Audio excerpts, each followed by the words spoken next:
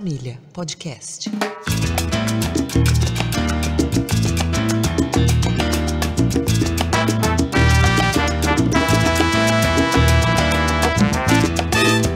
Boa noite, amigos e amigas da Sagrada Família.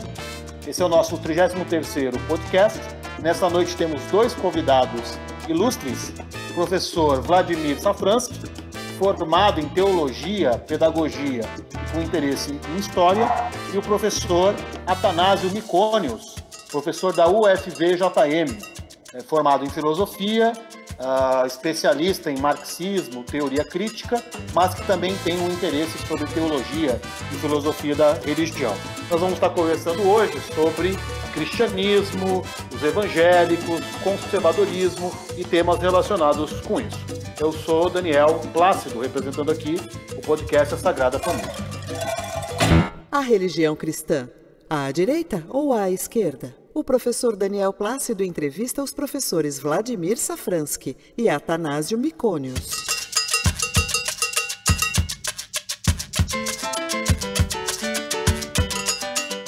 Vou começar com uma pergunta para o professor Vladimir. Boa noite, professor Vladimir Safransky, seja bem-vindo. Vou começar te provocando, né? Eu li uma vez umas passagens, eu creio que são autênticas, de Martinho Lutero, né? O grande pai aí da Reforma, e umas passagens, assim, bem antissemitas, né? De ódio, né? Um ódio aos judeus.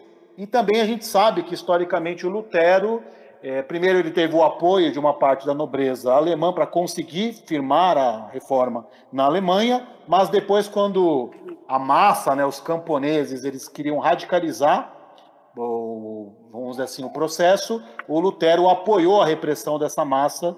A gente pode dizer, então, que o protestantismo ele nasceu com um viés conservador, reacionário. Eu queria que o senhor comentasse isso, para a gente começar. Boa noite a todos aí do Sagrada Família. Agradeço aí a participação, Daniel. Então, vamos lá. A questão, você pontuou aí, do luteranismo, né? A questão da igreja luterana para o conservadorismo, né? Na verdade, quando nós falamos, né, da igreja luterana, né, por exemplo, aqui no Brasil, né, não existe uma igreja só, né? Na verdade, são duas, né? São duas vertentes. Existe a igreja de confissão luterana, e a EELB, né? A EELB é a Igreja Evangélica Luterana do Brasil, né? Elas possuem, essas duas, né, nações luteranas, algumas diferenças teológicas, né? Por exemplo, a Igreja Luterana, de confissão luterana, ela tem seguido mais, né, por incrível que pareça, fala-se muito da questão conservadora, mas um pouco mais progressista, digamos assim, do que a IELB, né? A IELB, ela já tem seguido mais uma viés mais conservador, né? Porque o que aconteceu, né? A luterana, a confissão luterana, ela foi fundada aqui, ela veio em 1824, né? Já o que aconteceu com a IELB? A IELB, né, ela veio também da Alemanha, depois ela passou para os Estados Unidos. Então, quando passa pelos Estados Unidos, nós sabemos também que tem um forte contato, né, com o capitalismo, né? Em 1904, né, chegou-se aqui ao Brasil, né?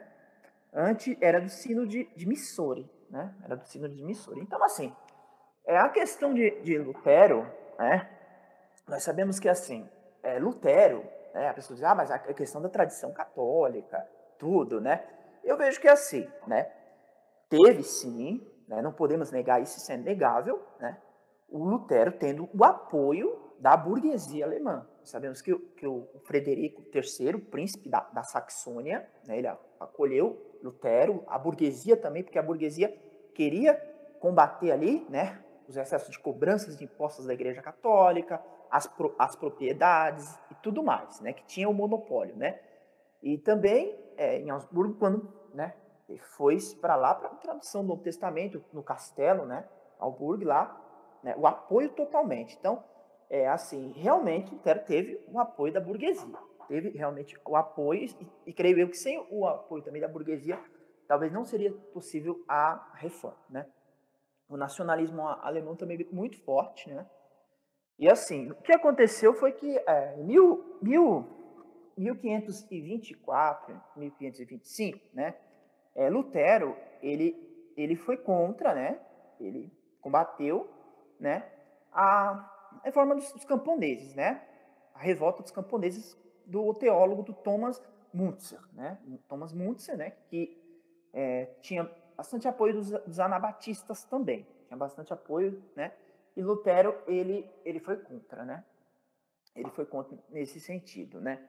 Na verdade, é assim, nós sabemos que, eu creio assim, né, que, claro, a reforma foi muito importante, né, para ter toda aquela questão de abusos, tudo mais do catolicismo, né, a questão das 95 teses, né, 95 teses, as solas protestantes, né, a justificação pela fé, mediante a graça, tem a questão do sinergismo, né, nós não podemos nem adentrar muito, né, já seria para um outro debate, mas a questão do monergismo luterano, o sinergismo, o arminianismo, né, a diferença entre o calvinismo, né, presbiteriano, né, para o monergismo luterano. Mas enfim, Lutero realmente ele chegou a combater, né.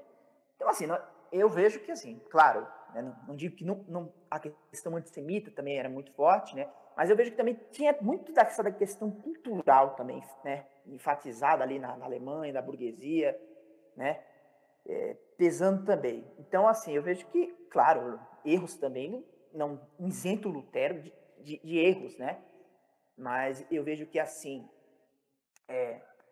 realmente teve isso, né, do apoio, mas eu vejo que assim, não vejo que o Lutero realmente tiver feito, né, só uma questão da maldade, mas eu vejo que assim, realmente teve-se sim, né, toda essa questão de combater a questão dos plebeus, a questão, né, de tudo mais, porque a burguesia, né, a burguesia realmente apadrinhou Lutero, né? Lutero foi muito apadrinhado, né? E a gente sabe que é complicado quando entra na questão política, porque a gente sabe que quando adentra-se, né, da questão da religião, da política, a questão, né, do apoio, a gente sabe isso desde, temos aí do século IV, o Constantino, né, de Milão tudo mais, né, o cisma da Igreja Ortodoxa. Então, realmente é difícil, né? Mas, assim, eu como eu te disse, eu não isento, né, questão também de ter tido erros de Lutero. Mas eu vejo que, assim, que na Reforma Protestante, né, por mais que as pessoas, principalmente hoje, né, com o bolsonarismo, né, com essa direita, né, se diz conservadora, né, Lutero tinha, né, ideias revolucionárias, né, ideias contra a ortodoxia, né, a questão da escritura, da fé, né, a questão de intermediadores e tudo mais, principalmente do sinergismo, né. Então eu vejo muito, né, questões importantes progressistas, né, também, né, embora, como eu te disse, né, o conservadorismo apropriou-se de muita coisa, entendeu? Ok, obrigado, professor Vladimir. Agora eu vou passar a palavra para o Atanásio Micônios. Atanásio, eu queria te fazer uma pergunta, você como um marxista, né, um estudioso do marxismo, o que você acha, como é que você considera aquela tese clássica do Weber, né, na Ética Protestante e o espírito do capitalismo, né? Eu queria um marxista comentando isso, né? Ele argumenta que, claro que num resumo muito pobre, que o ethos calvinista ele ia de encontro ao pensamento da burguesia, né? Enquanto a Igreja Católica condenava a usura, né? A cobrança de juros, os calvinistas não tinham esses pudores e esse ethos, né? De acúmulo de riqueza, né? Isso tudo ajudou o desenvolvimento do capitalismo, né? Queria que você comentasse um pouco essa tese do ponto de vista marxista. Boa noite, Daniel. Boa noite, professor Vladimir. Obrigado pela oportunidade de estarmos aqui, podemos dialogar sobre um tema tão importante.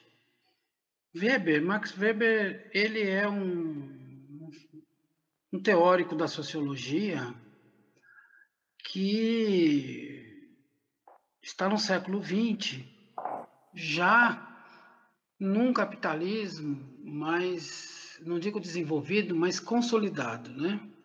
Então, para ele, há uma possibilidade histórica e contextual de estabelecer nexos entre a religião, um nexo causal entre a religião ou determinadas correntes, né, ou determinadas organizações religiosas com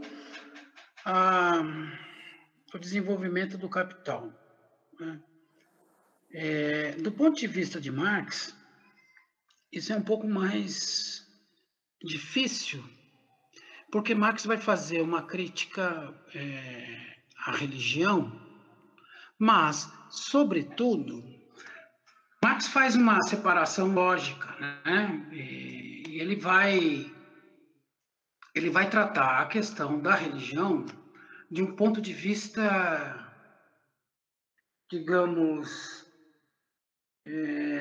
ideológico, e não necessariamente como a religião como formadora do sistema capitalista. Ao contrário, Marx entende que a religião, ao se fixar no capitalismo, pratica uma espécie de ilusão, porque acredita que que os seres humanos, por meio da religião, podem ser livres diante do próprio sistema, do sistema do capital.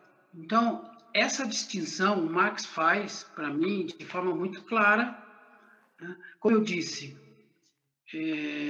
Weber está num outro período, né, num outro contexto histórico, em que é possível ele fazer um traçado e analisar que determinados elementos do capital ou determinados elementos do capitalismo, ou seja, da sociedade capitalista como um todo, né, tiveram como princípio determinados elementos, digamos, conceituais e teológicos vindos da religião. Mas não esse não é o princípio com o qual Marx trabalha. Né? Marx não trabalha com esse princípio teórico. Por quê? Porque Weber não considera, do ponto de vista estrutural, os elementos que Marx coloca para compreender o capital. Então, é preciso fazer essa distinção, não é? Eu, particularmente, tenho uma tendência a analisar a questão da religião na relação com o Estado e dentro do capital, a partir desse princípio teórico que Marx desenvolveu. Né?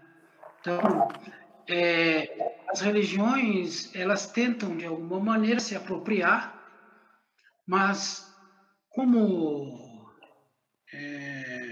o Benjamin colocou num livro, né, que trata sobre a questão da religião e da questão do capitalismo como uma religião, né, o capitalismo se tornou a religião acima de todas as religiões.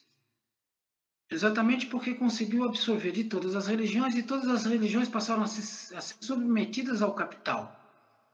Né? Com a ilusão de que elas são autônomas em relação ao próprio capital. Né? Então, é interessante esse jogo ideológico, que na verdade é um jogo não só ideológico, mas também dialético, né? No qual coloca a religião como um elemento ilusório diante da própria estrutura do capital. Assim como a cultura. Né? De certa forma também, as culturas passam a acreditar que são independentes em relação ao capital. Né? E que podem, inclusive, não só ser independentes, como também podem alterar o capital. Né? Então, eu parto de uma outra premissa.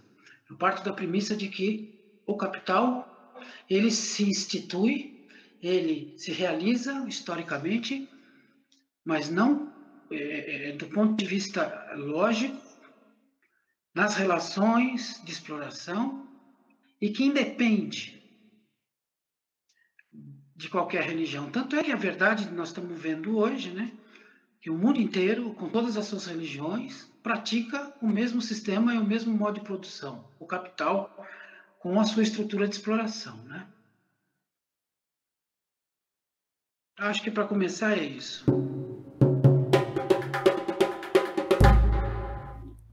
Obrigado, Atanásio. Vou passar agora a bola para o professor Vladimir. Né? Aproveitando, professor Vladimir, que o Atanásio ele comentou dessa questão da relação do capitalismo com as religiões, na verdade, do próprio capitalismo como uma religião, eu queria que o senhor comentasse um pouquinho sobre a teologia, a chamada teologia da prosperidade. O que é isso? Quando surge? A sua influência aqui no Brasil? Pode ser? Sim, pode ser. Então, a teologia da prosperidade, ela na verdade é uma consequência, né, de todo o capitalismo, digamos, de o impacto da Revolução Industrial do século XVIII, século XIX e século XX, né? O maquinário, as fábricas da Inglaterra, né, que trouxe para a América, né? É importante frisar também quando se fala de teologia da prosperidade, né? As pessoas dizem, mas certo, começou ali na década de 40, né? Na década de 40, só que a teologia da prosperidade, né? Na verdade, o impulso para ela, o esboço da teologia da prosperidade, ao meu ver, realmente começou com Calvino, né? Né? Calvino, ele, né, também reformado, teólogo, né, contemporâneo de Lutero, né? Quando Lutero fez as 95 teses, ele tinha 8 anos de idade, né? Em 1935 e 36, ele saiu da França por perseguição e foi para Genebra, né? A reforma, ele é tido como o Lutero dos franceses, né? E o calvinismo, o monergismo calvinista, né? O monergismo, assim como o monergismo luterano, né, acredita-se na justificação, que o homem não interfere no seu processo de salvação, mas, né, mediante a fé, a justificação mediante a graça. Só que o calvinismo, ele é diferente do luteranismo, né? O luteranismo acredita que existe livre-arbítrio e o calvinismo acredita na doutrina da eleição, né? A predestinação calvinista, né? Não acredita em livre-arbítrio e que existe aqueles que são os eleitos, né? O povo escolhido de Deus, o povo salvo.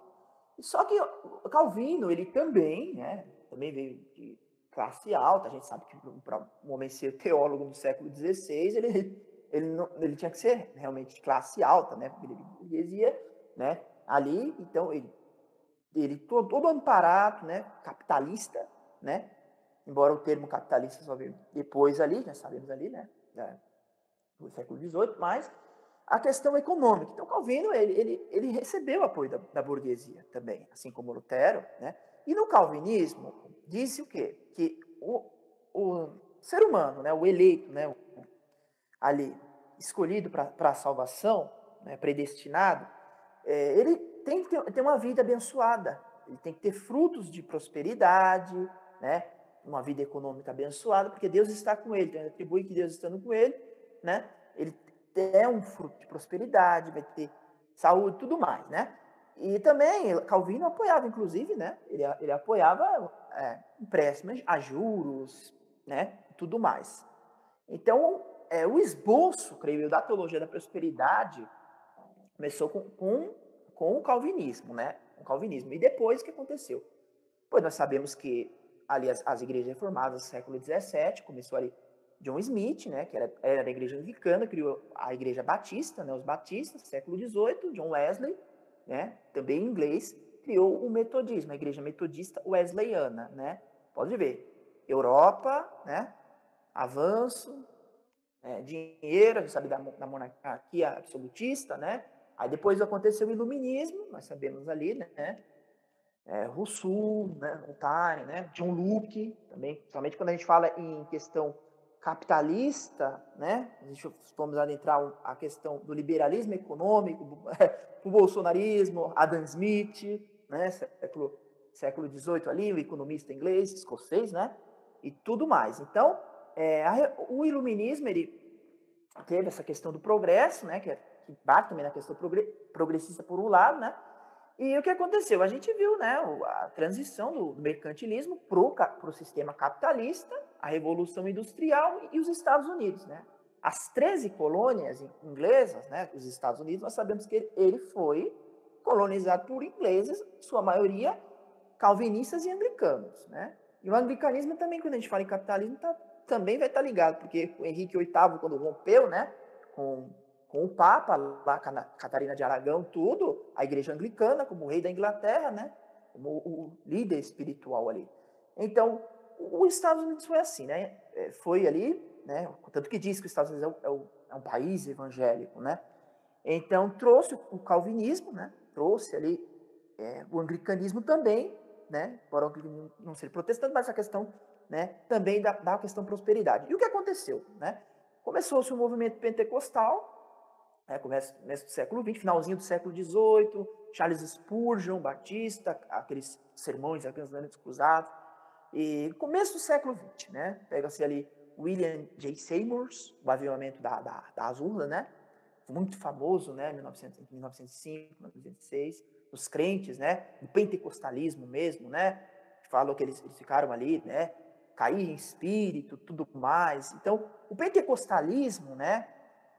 Consolidou-se ali nos Estados Unidos, né? Pastores afrodescendentes também, nós sabemos muito bem, afro-americanos,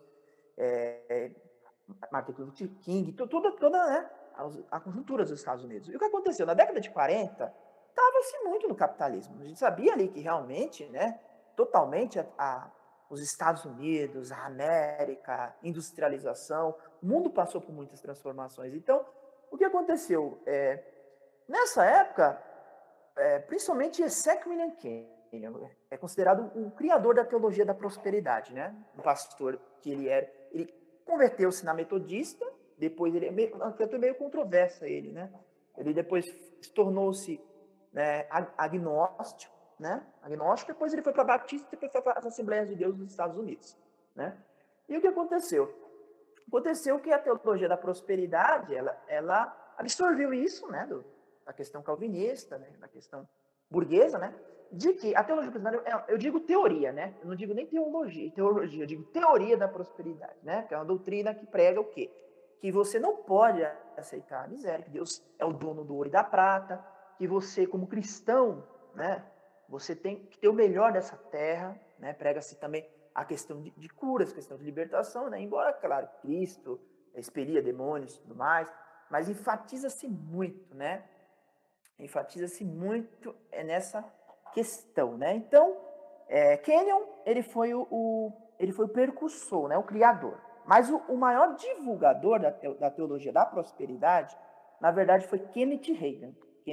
Né? Kenneth Hagin foi um pastor, ele era das Assembleias de Deus, né? E ele propagou o movimento Palavra de Fé, né? Confissão positiva, né? Que advém também essa questão das igrejas dizer, você tem que determinar a sua bênção, tem que tomar posse da vitória, não pode aceitar, entendeu? Vamos profetizar. Então, tudo esse discurso, né, veio nisso aí, paradoxal. Então, é o que aconteceu, né? É o que aconteceu. E vieram outros expoentes também, né? Temos aí Thomas Lee Osborne, Maurice Cerullo, Benny Hinn, né, da atualidade também aí, e tudo mais. Então, a teologia da prosperidade, ela prega isso, né? Ela prega isso, né? Na verdade, né, teve também um movimento, é importante frisar isso, né, do novo pensamento do século XIX, né, que enfatizava a questão de crenças metafísicas, né, pensamento positivo, mas, como eu disse, né, creio eu que veio com um total esboço ali do calvinismo. Então, a teologia da prosperidade nos Estados Unidos ela tinha tudo para se propagar, porque é o país do capitalismo, né, ali o dinheiro, né, economia, tal, liberalismo, Adam Smith, tal. Nós temos isso, tudo isso, então isso ficou muito forte, Aqui no Brasil, as igrejas, nós sabemos, né, que o movimento pentecostal, quando chegou aqui no começo do século XX, né, chegou-se ali os suecos, né, Daniel Berg e Gunnar Wingre, trouxeram as Assembleias de Deus, né, em 1910, Luiz de Francisco também, né, trouxe a Congregação Cristã para o Brasil, também entre meados de 1910. E o que aconteceu? O movimento pentecostal estava em alta, né? O movimento pentecostal em alta, depois vieram a primeira onda, né? E vieram outras dissidências, né? O Brasil para Cristo, né? A Deus é Amor, pentecostal Deus é Amor. E uma igreja, ela se caracteriza aqui no Brasil como ela deu os primeiros passos, né? Embora a Igreja Universal do Reino de Deus, ela trouxe com muita força, mas é importante falar-se da Igreja de Nova Vida, né? A do bispo Robert McAllister, que ele era um missionário das Assembleias de Deus do Canadá, canadense, né? Quem é dessa época vai lembrar bastante que ele foi um dos pioneiros ali dos programas de rádio, né, e tudo mais. E o McAllister, ele era o pastor do Edir Macedo, do R.R. Soares, né? O R.R. Soares veio antes para a igreja dele, né? Inclusive eles são cunhados, né? Ele é casado com a irmã do Edir Macedo, e o Edir Macedo e o R.R. Soares frequentavam essa igreja dele, né? Tinham livros, inclusive, de Kenneth Hagin, né? E o R.R. Soares pegava livro com McAllister, ele lia bastante os livros, né? De cura, né? Questão de prosperidade e tudo mais, e o Edir Macedo também teve contato, né? Aconteceu que eles saíram, né? Em 75, né? Da Igreja de Nova Vida, e resolveram fundar outro ministério. O R.R. Soares já era pastor, né? Juntamente com outros pastores, os irmãos Coutinhos, e o Edir Macedo não era nada, na verdade, só era um jovem, e foram juntos para criar outra igreja. O R.R. Soares era o líder, né? A Igreja Universal ela já teve outros nomes, né? Em 75 era a Cruzada do Caminho Eterno, depois passou-se a se chamar Casa da Bênção, e só em 77 que foi Igreja Universal, né? Então, o que aconteceu que o R.R. Soares levantou o Edir Macedo a pastor, né? E o Edir Macedo ele foi implantar, né, uma filial lá em Nova York da Igreja Universal. Então ele teve um contato muito próximo, né, com Kenneth Hagin. Inclusive ele chegou a frequentar um tempo a igreja de Kenneth Hagin na Assembleia de Deus lá nos Estados Unidos. E ele trouxe com muita força, né? Né? Claro que teve também sincretismo, né? A questão da Umbanda, tudo mais, em algumas coisas, né? O Ungido da Ruda, né? Vale do Sal, tudo mais. E assim, o que aconteceu foi que eles, né, romperam, porque na verdade o Edir Macedo, ele né, usurpou o lugar, porque o líder era o R.R. Soares, eles tiveram um desentendimento, né? Porque o Edir Macedo focava muito nessa questão não, vamos culto de libertação, vamos orar para libertação, mais teologia da prosperidade e tal. E o R.R. Soares era mais pacato, né? Então eles acabaram tendo que fazer teve uma votação, né? O Edir Macedo promoveu isso, o Edir Macedo acabou ganhando, né? A votação, e em 1980 o R.R. Soares se desliga da Igreja Universal, eles romperam, e ele forma a Igreja Internacional da Graça de Deus, e também segue a linha da teologia da prosperidade. Tanto que fala-se muito em Kenneth Hagin, né?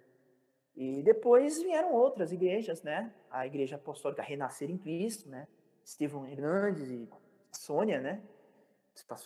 E depois Valdemiro Santiago sai da Igreja Universal em 1900 então ele forma a Igreja Mundial do Poder de Deus, e depois vem outras, a plenitude apostólica, a plenitude do trono de Deus, a Genoduc, que era também da Igreja Universal. Então a Igreja Universal ela trouxe com muita força, né, essa questão da teologia da prosperidade para consolidação aqui no Brasil. E hoje o que a gente vê é que, infelizmente, a teologia da prosperidade ela contaminou praticamente todas as igrejas protestantes, né? Se você for ver, as igrejas não seguem geralmente a teologia da prosperidade, são algumas igrejas, as igrejas reformadas, né, a luterana, a presbiteriana, embora Calvino esboçou isso, né, não segue muito, a congregação CCB também não segue muito, mas as Assembleias de Deus pegaram bastante, veio Silas Malafaia mesmo, né, que ele também ele era das Assembleias de Deus, desligou-se e formou a Assembleia de Deus Vitória em Cristo, e assim contaminou-se muito, né? Só que o que acontece? A teologia da prosperidade, né, é muito contraditória, muito contradição, e não realmente fazendo-se uma exegese ali do texto, hermeneuticamente falando, né, porque as pessoas pegam um versículo solto ao lado da Bíblia, né? Os pastores criam a doutrina, cria-se a doutrina.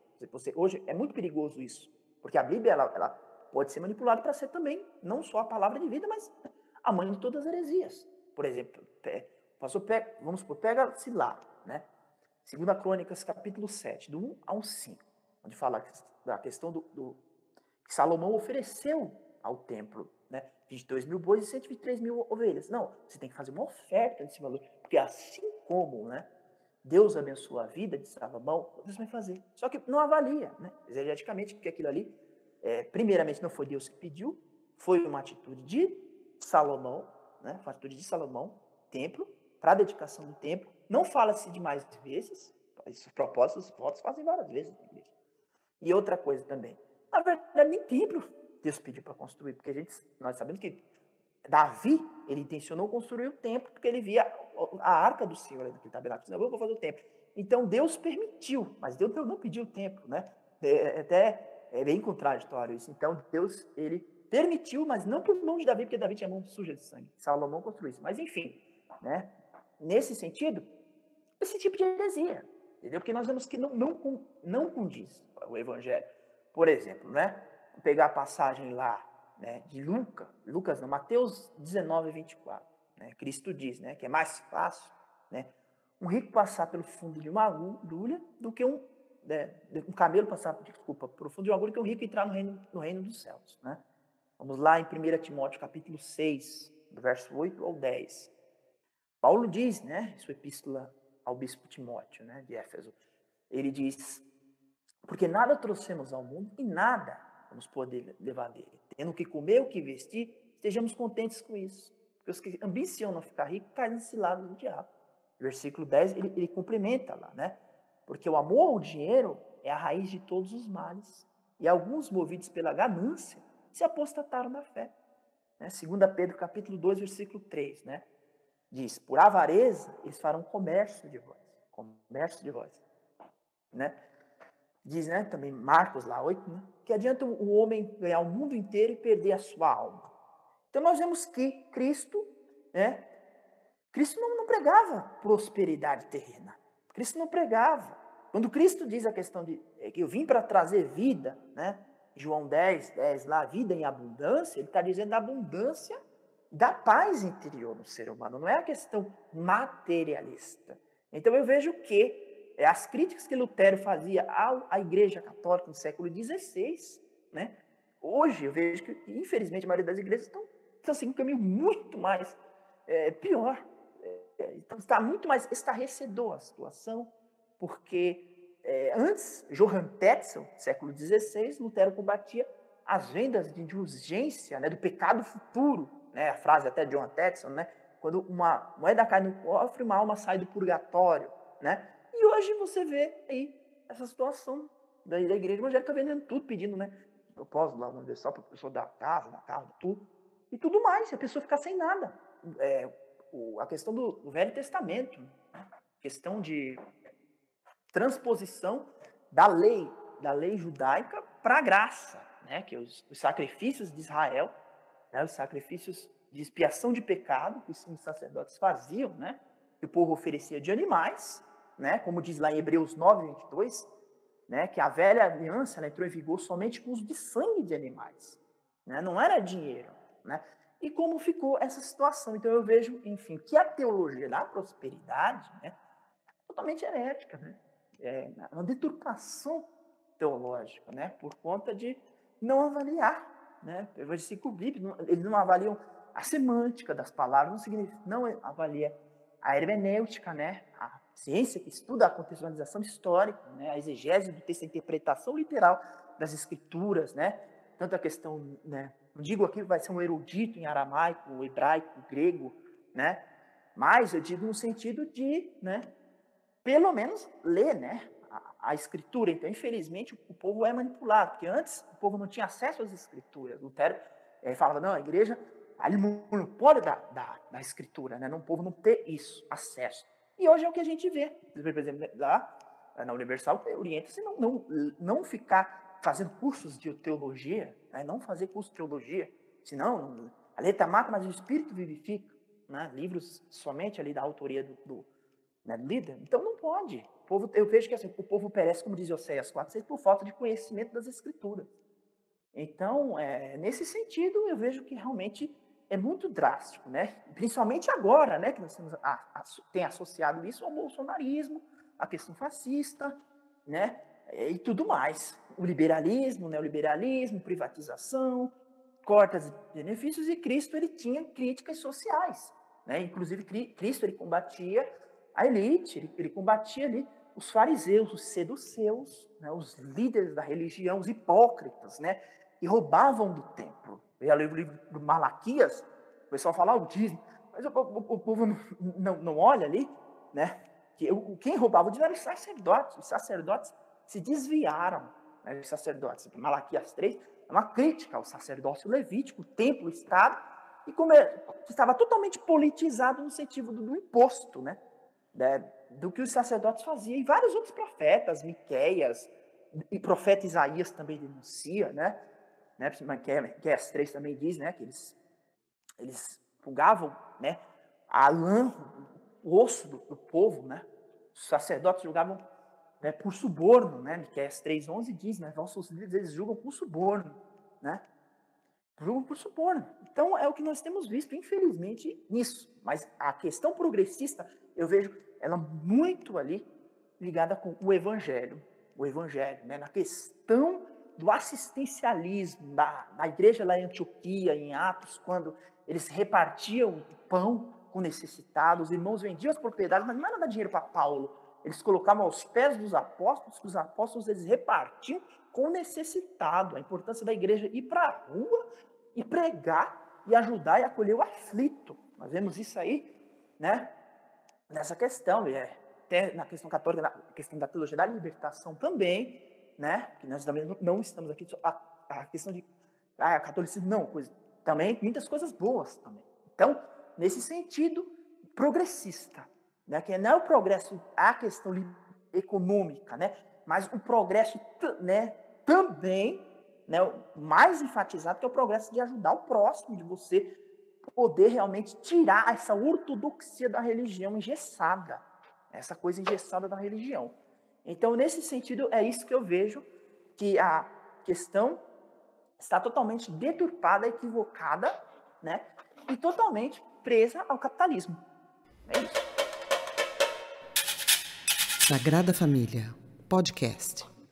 Professor Vladimir, obrigado aí pela sua resposta, né? A gente ainda vai comentar sobre essa simbiose esquisita, né, de bolsonarismo com as igrejas evangélicas aqui no Brasil. Isso é um ponto importante. Mas antes da gente falar disso, eu queria passar a palavra agora para o professor Athanásio, né? E pegando um gancho no que o professor Vladimir falou, professor Athanásio, né? A gente vê um pouco, ele foi buscar, né, na própria fonte da tradição, no texto bíblico, né, elementos para desmascarar essa teologia pobre, né, essa pseudo-teologia, na verdade, que a gente vê aí, né? Essas igrejas aí, que tem aí pela esquina aos montes, elas dão esses cursos aí de teologia, cursos duvidosos, né? Não tem uma base, uma interpretação literal, e na verdade a gente sabe o que movimenta, né? Os interesses por trás disso tudo, né? E é difícil a gente não ficar meio decepcionado com a religião, né?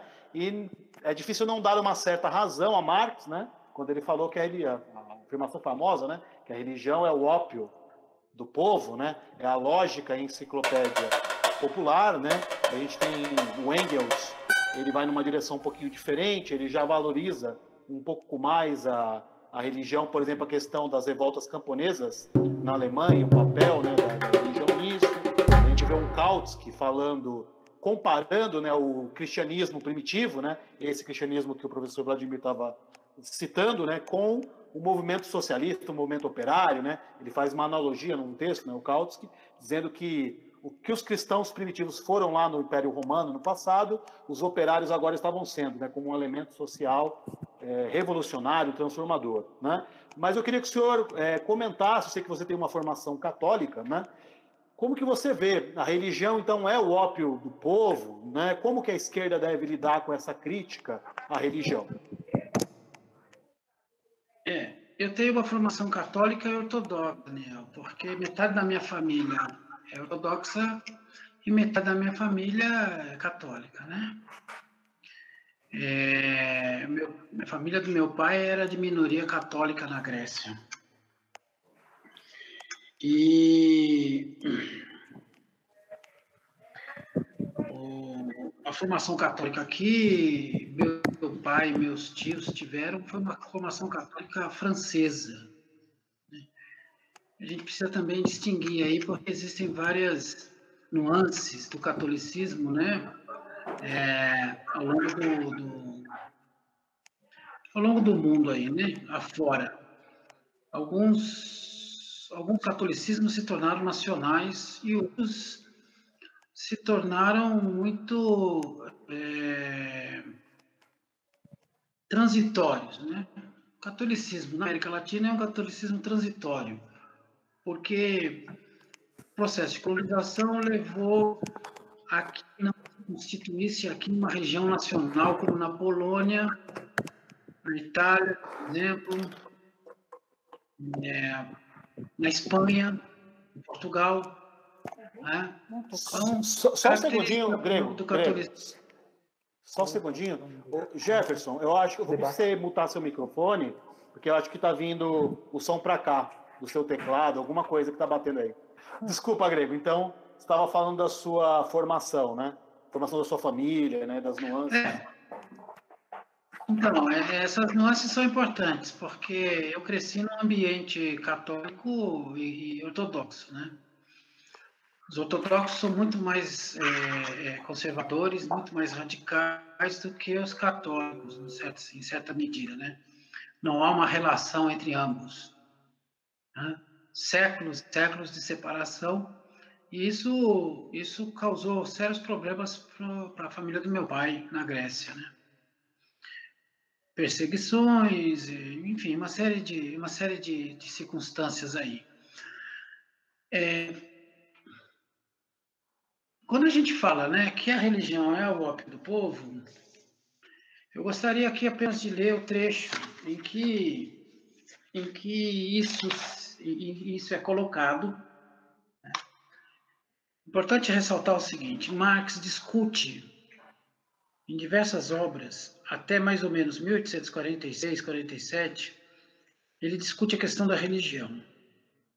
A partir daí, ele, quando ingressa definitivamente num universo de teórico de pesquisa voltado exclusivamente para a crítica da economia política, ele vai deixando essa questão de lado, porque para ele ideologia, religião, Estado faziam parte de um mesmo universo de dominação. E ele, no livro que ele escreve, na verdade, para analisar uma obra de Hegel chamado Introdução à Filosofia do Direito, Marx escreve a crítica da filosofia do direito de Hegel. E na introdução, né, ele vai escrever o seguinte: a existência profana do erro está comprometida, depois que sua celestial oratio por aris et fatis, ou seja, oração para altar e fogão, foi refutada. O homem, que na realidade fantástica do céu, onde procurava um super-homem, encontrou apenas o reflexo de si mesmo. Já não será tentado a encontrar apenas a aparência de si. O inumano, lá onde procura, e tem de procurar sua autêntica realidade. Este é o fundamento da crítica irreligiosa. O homem faz a religião não faz o homem. E a religião é, de fato, a autoconsciência e o autossentimento do homem, que ou ainda não conquistou a si mesmo, ou já se perdeu novamente. Mas o homem não é um ser abstrato, acocorado fora do mundo. O homem é o mundo do homem. O Estado, a sociedade. Esse Estado e essa sociedade produzem a religião, uma consciência invertida do mundo. Porque eles são um mundo invertido. A religião é a teoria geral deste mundo, seu compêndio enciclopédico, sua lógica em forma popular. seu ponto de honra espiritualista, seu entusiasmo, sua sanção moral, seu complemento solene, sua base geral de consolação e de justificação. Ela é a realização fantástica da essência humana. Porque a essência humana não possui uma realidade verdadeira. Por conseguinte, a luta contra a religião é indiretamente contra aquele mundo cujo aroma espiritual é a religião. Desculpe. E para terminar, a miséria religiosa constitui, ao mesmo tempo, a expressão da miséria real e o protesto contra a miséria real. A religião é o suspiro da criatura oprimida, o ânimo de um mundo sem coração, assim como o espírito de estados de coisas embrutecidos. Ela é o ópio do povo. Veja,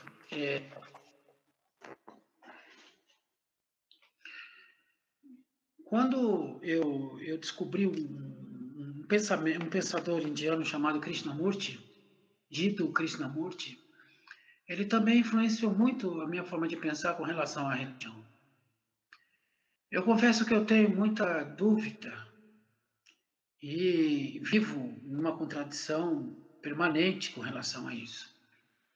Porque como estrutura social, como estrutura de organização social, eu consigo compreender como ela funciona.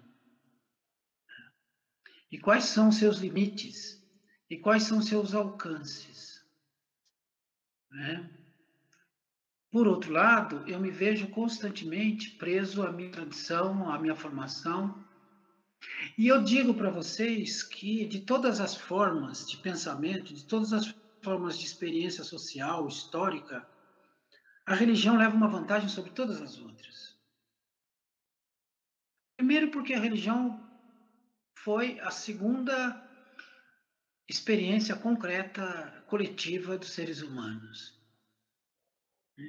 A primeira foi a relação social com o mundo, com a natureza, com a sobrevivência, na construção da linguagem, na construção da cultura, e depois veio a experiência religiosa.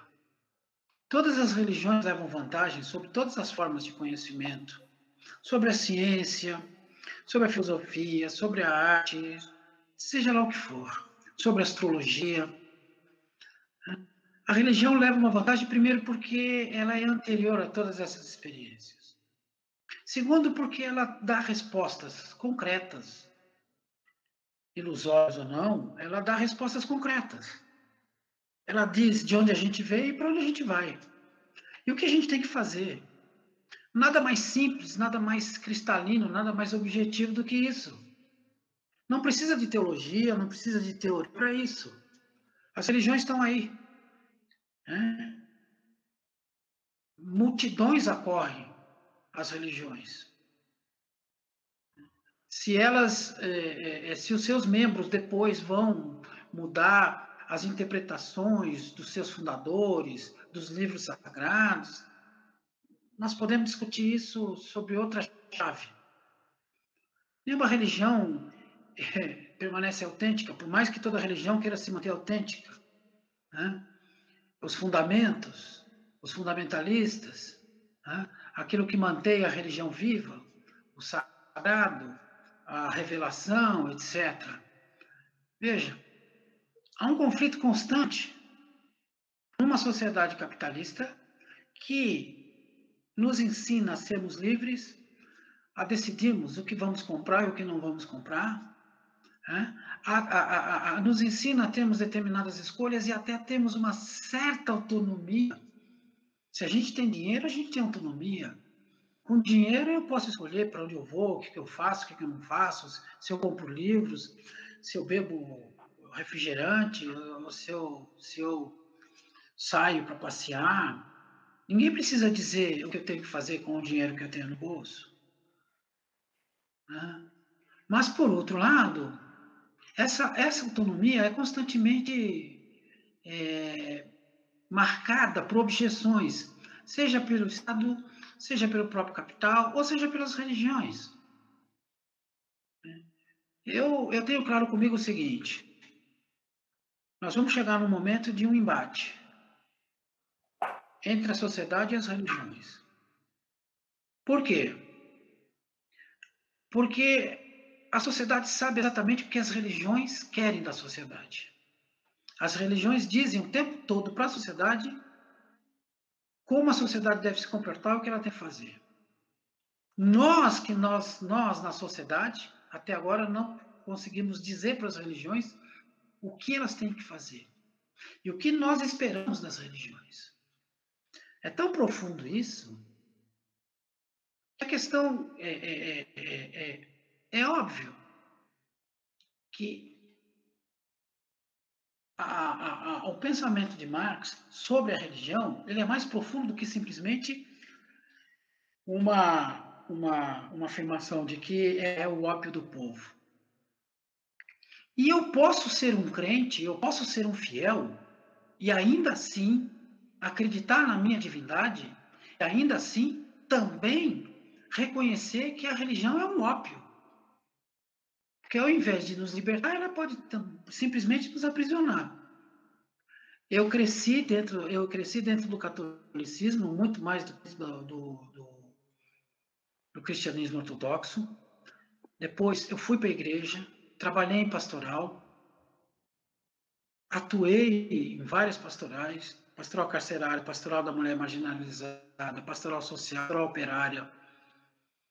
Eu confesso a vocês o seguinte: em mais de 20 anos de atuação dentro da igreja, nunca fui feliz. E nunca vi ninguém feliz. Nem os padres, nem os fiéis. Viviam escondendo tudo. Em 2000, eu ainda estava lá e trabalhava para a diocese. Fui contratado pela diocese de Mogi das Cruzes para fazer um trabalho de pesquisa. E a pesquisa foi clara.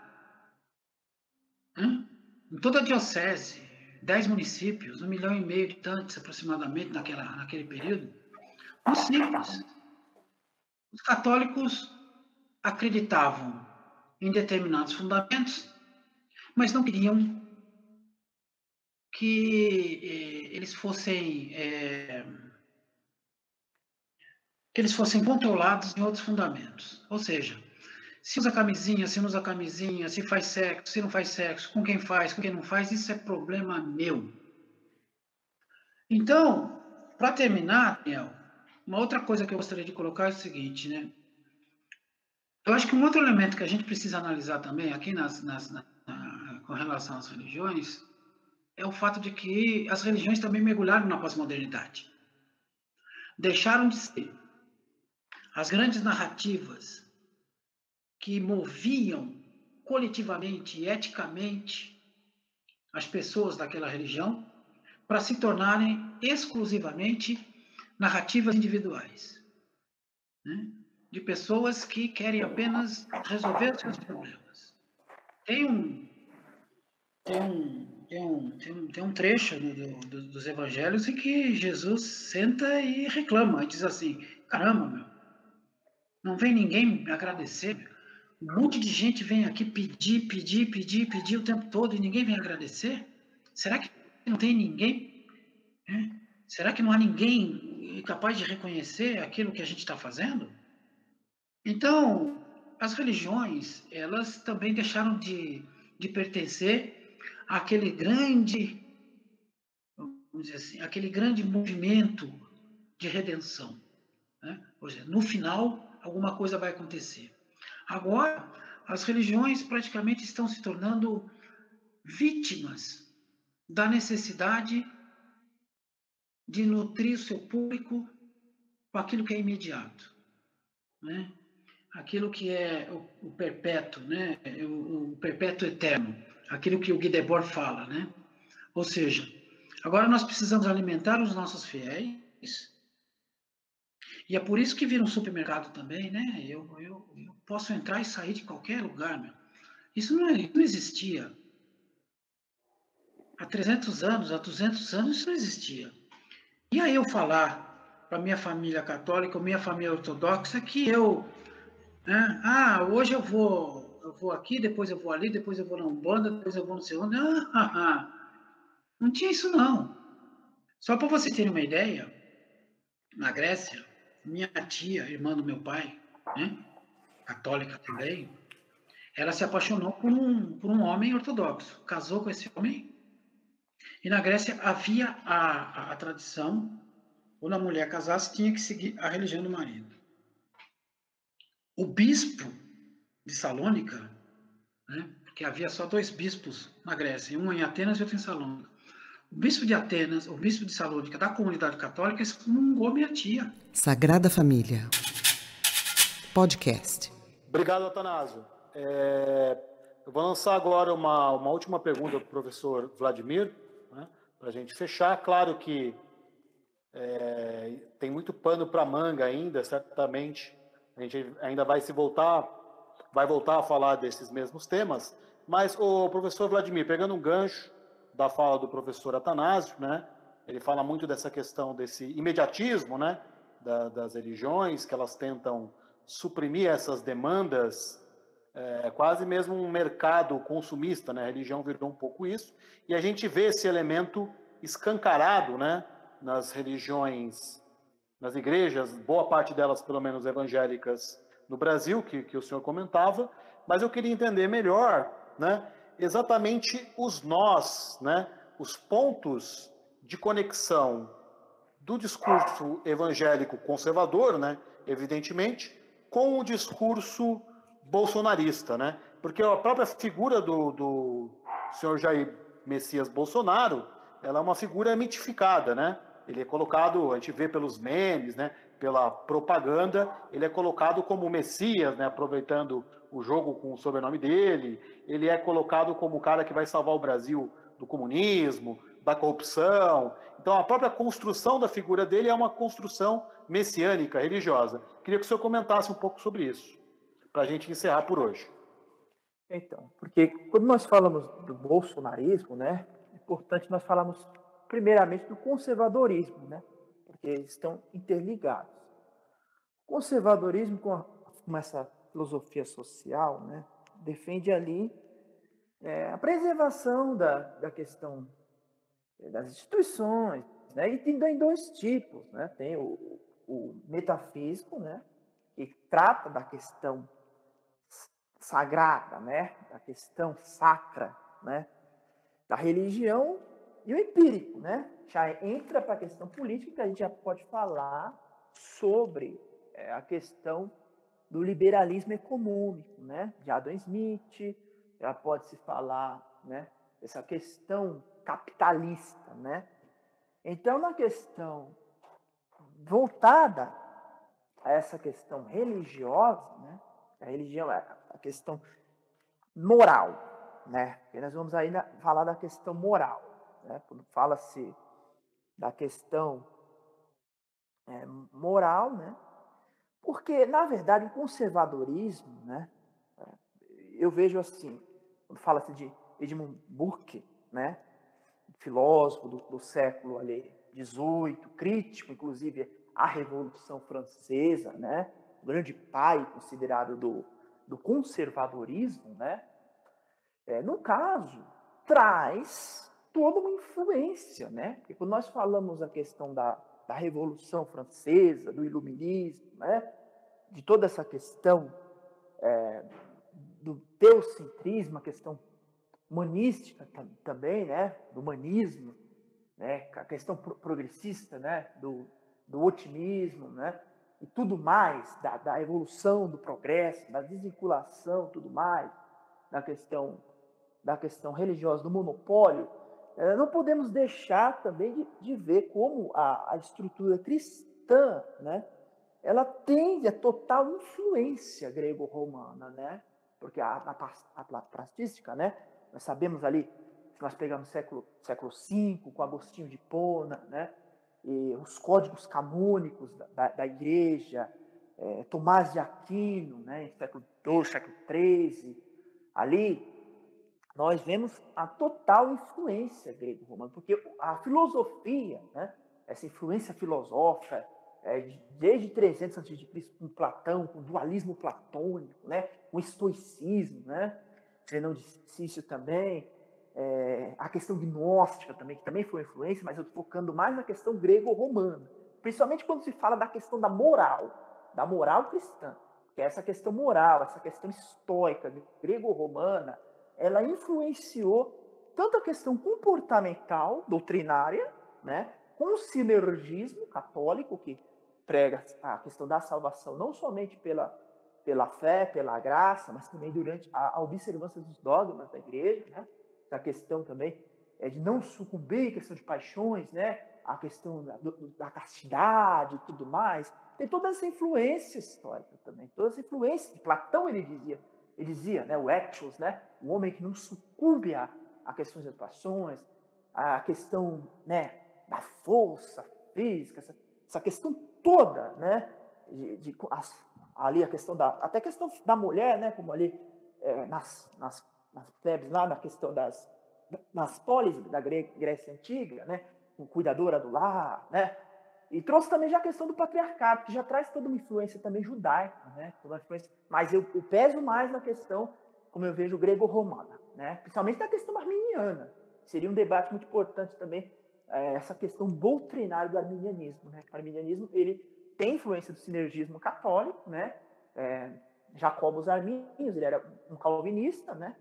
Da revista presbiteriana, e ele no século XVI ele consolidou essa questão de que a maioria das igrejas evangélicas seguem, que é a justificação não só pela fé, mas também tem que viver uma vida de santidade. Se pecar, perde a salvação.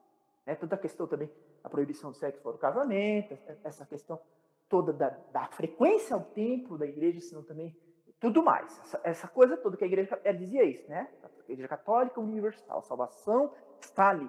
Então trouxe toda essa influência.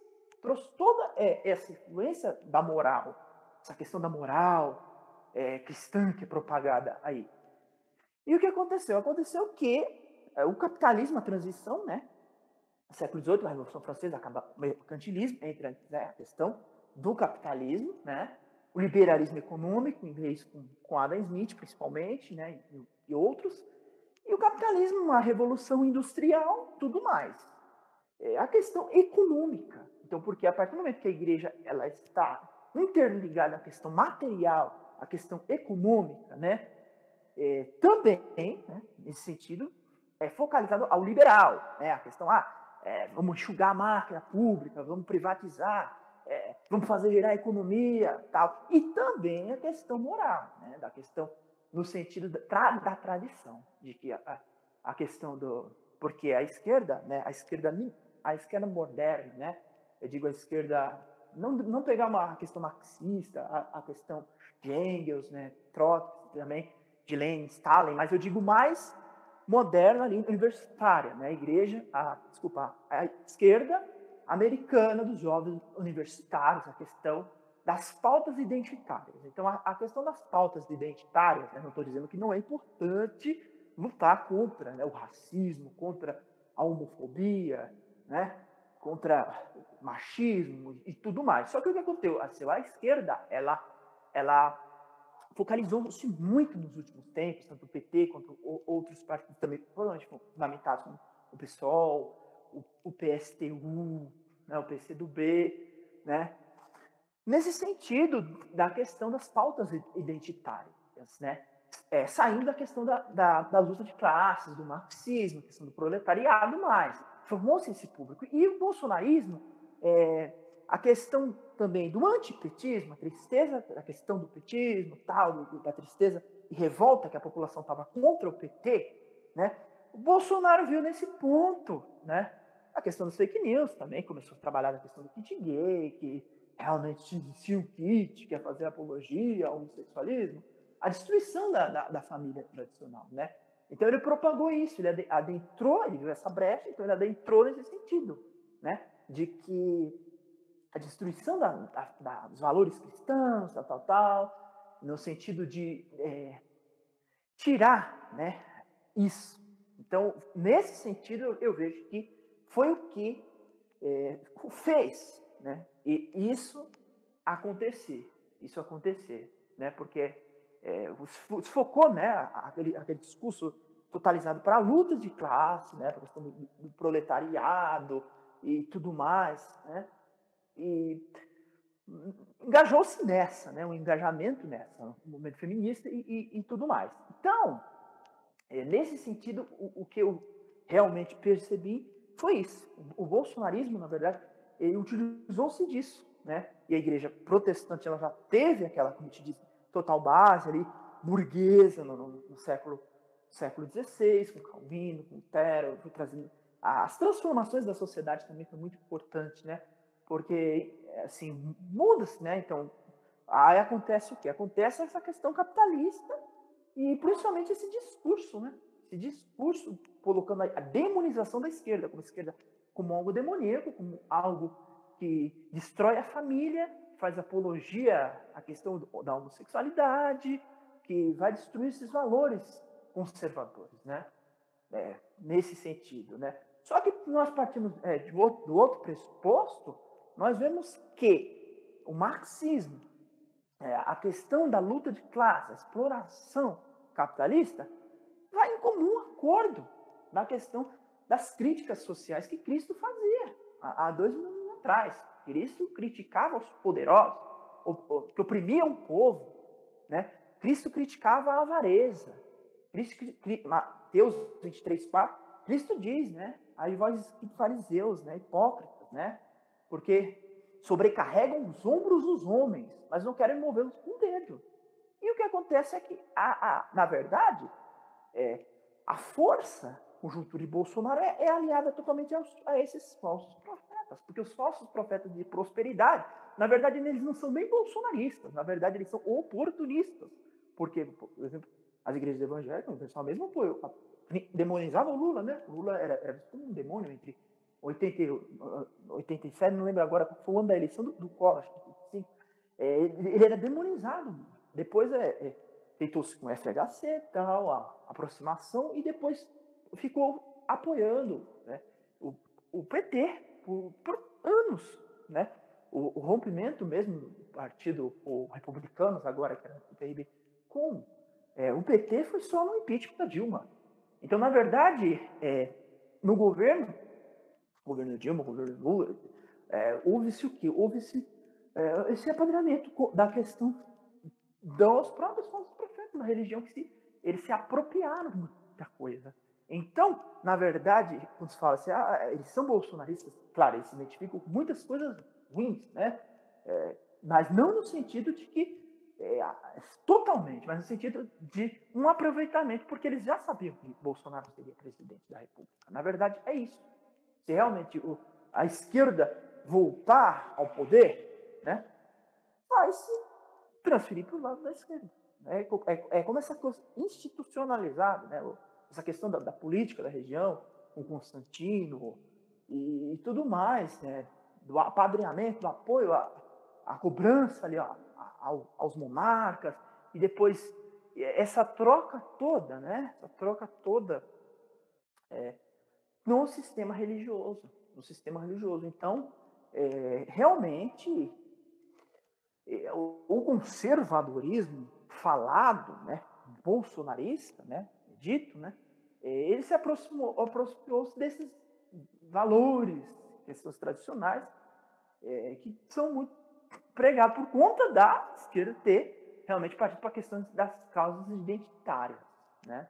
Então, a demonização da esquerda se deu por conta disso, né? Claro, tem toda a tradição, toda a questão, influência de moral, grego-romana e tudo mais, mas, né, o que está imperando no momento, né, que a gente sabe que é a questão capitalista e a questão, como o fascismo tem crescido no mundo, né, a extrema-direita, a opressão aos pobres, que também é uma coisa que a direita faz, né, terrivelmente isso, Provérbios 16:12 diz, né, a prática da impiedade é abominável aos governantes, porque com equidade deve ser estabelecido o poder. Cristo era totalmente contra a tortura, ele não era favorável à tortura, à sonegação de impostos, ele dizia, dai a César o que é de César. Bolsonaro, em entrevista em 99, ele dizia que ele sonega impostos, ele disse isso, né? E Cristo e o bolsonarismo, na verdade, é a antítese do cristianismo e do evangelho de Cristo, né? Ele é travestido, como diz que o diabo, né? Lúcifer se disfarça de anjo de luz, é o anjo de luz, né? Então é isso, realmente uma falsificação, né? Somente a questão, como ele diz, da cristofobia, né? Porque na verdade não existe cristofobia, porque primeiramente Cristo não tem nada a ver com isso. Então não pode ser uma cristofobia, né? E outra, se for realmente para combater os falsos profetas, o falso ensino que é propagado, que é disseminado, né, a lucupletação religiosa, não é perseguição. Não é perseguição. Na verdade, é justiça, né? É justiça. E as pessoas esquecem que realmente a falta de conhecimento leva a isso, né? É a falta de conhecimento. Então, o Bolsonaro é essa figura arquetípica, né? Desse ser mitológico como o salvador da pátria. Salvador da pátria, mas encontrou-se espaço por conta realmente da questão da esquerda ter partido para as questões identitárias e deixado a questão da luta de classe, né? Caso que as questões políticas, tudo mais, desgaste, né?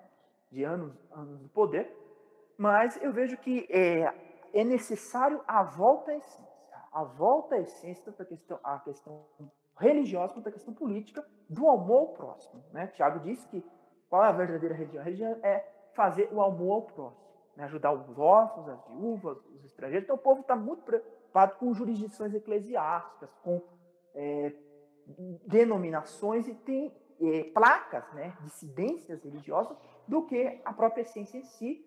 Então é isso, né?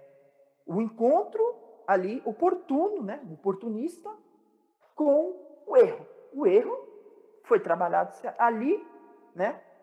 E foi ali que ele encontrou o espaço, né?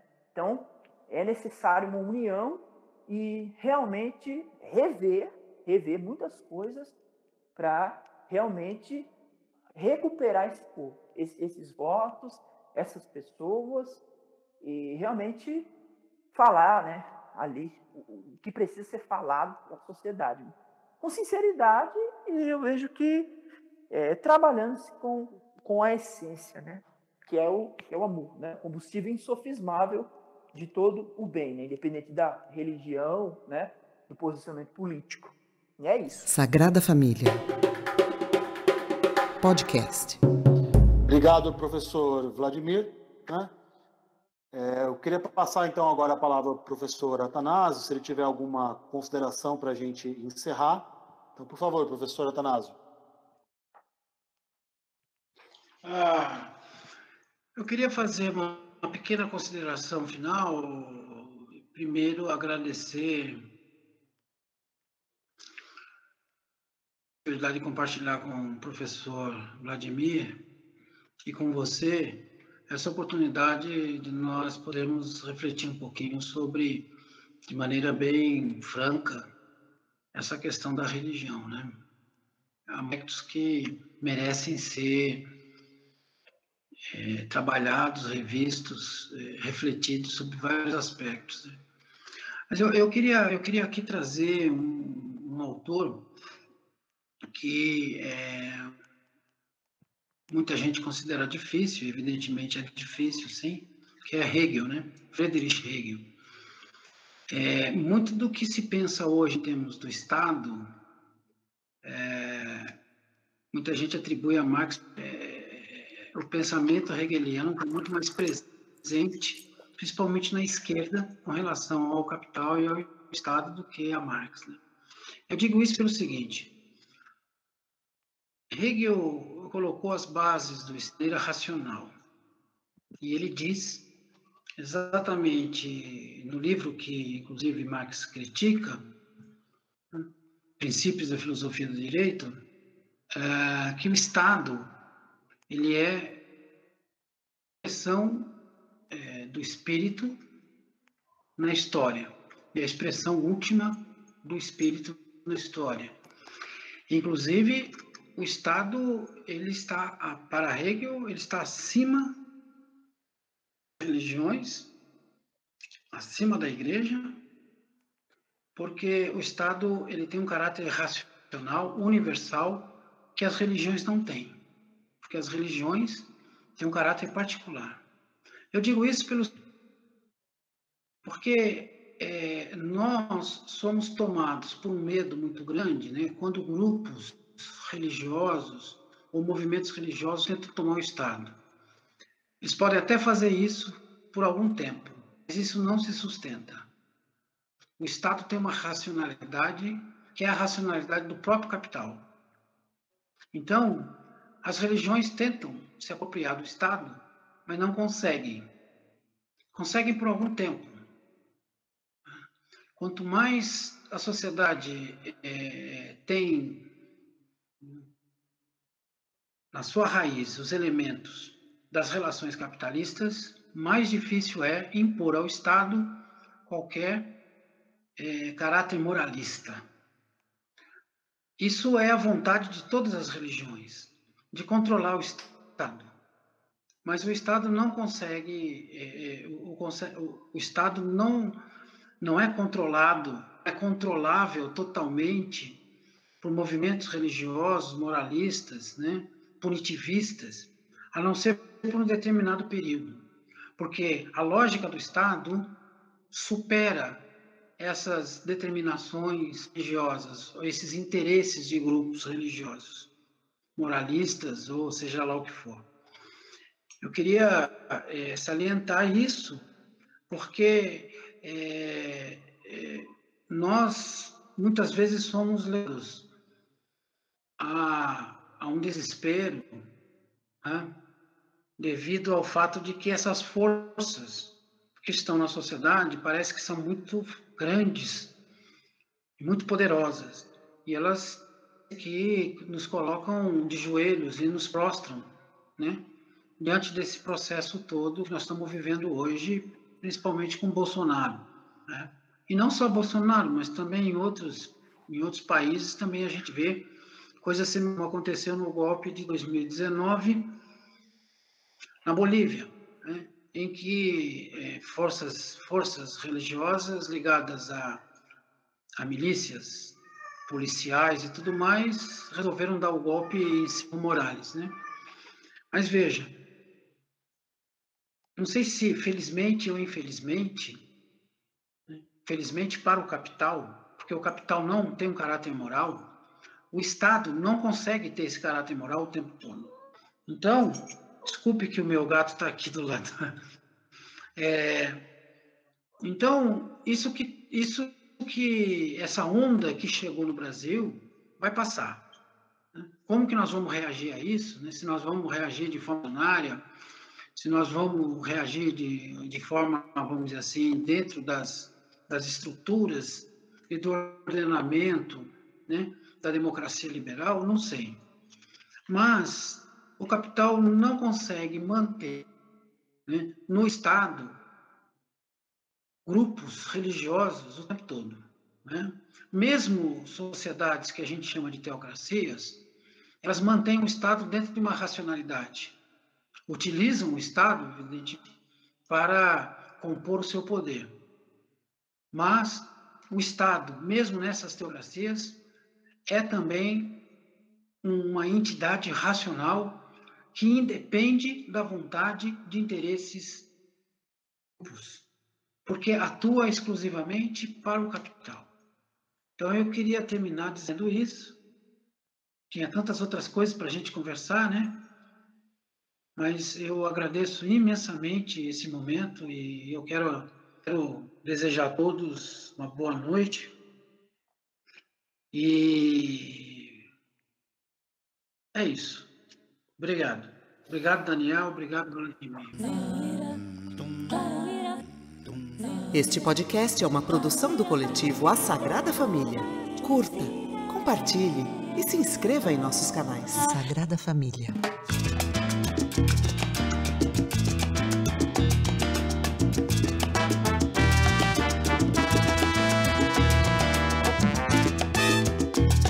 Obrigado, eu que agradeço, professor Atanásio, professor Vladimir, em nome do coletivo A Sagrada Família. certamente teremos ainda outras conversas, muitos assuntos relacionados com isso que a gente comentou hoje, que a gente não pôde aprofundar, como, por exemplo, a teologia da libertação e outros. Mas, então, obrigado a todos que estão nos ouvindo. Esse foi o 33º podcast A Sagrada Família. Valeu, galera!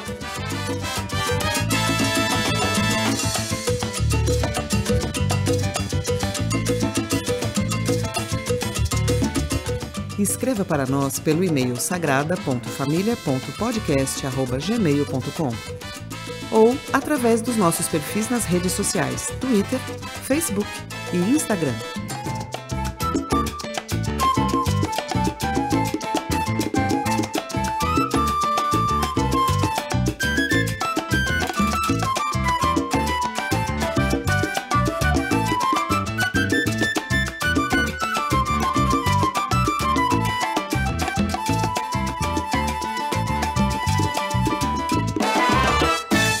Sagrada Família, podcast.